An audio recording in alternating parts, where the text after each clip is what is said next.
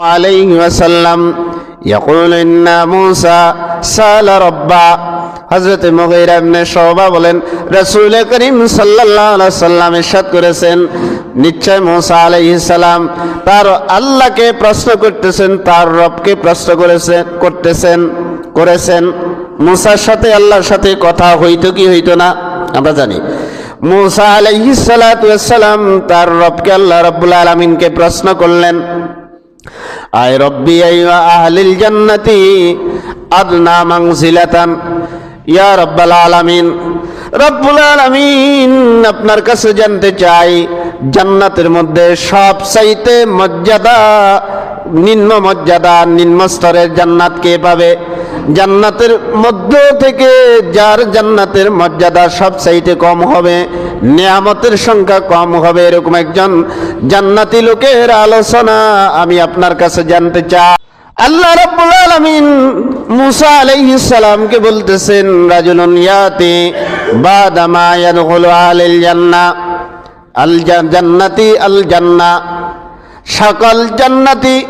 সকল ইমানদারদেরকে যখন জান্নাতে দিয়ে দেওয়া হবে, কোন ইমানদার আর জান্নাতে যাওয়ার অবশিষ্ট থাকবে না।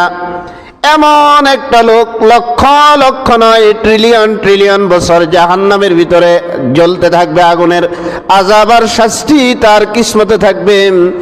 এই লোকটাকে জাহান্নাম থেকে বের করে আনা হবে।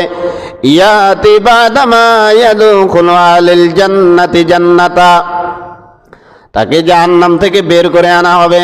ফায়াকুলু কাইফা আদখুলুল জান্নাতা, যখন লোকটা জাহান্নাম থেকে বের হয়ে আসবে তখন আল্লাহ রাব্বুল আলামিন ফেরেশতাদের মারফত জানিয়ে দিবেন যে আল্লাহ রাব্বুল আলামিন তোমাকে এখন জান্নাতে প্রবেশ করাইতে চান।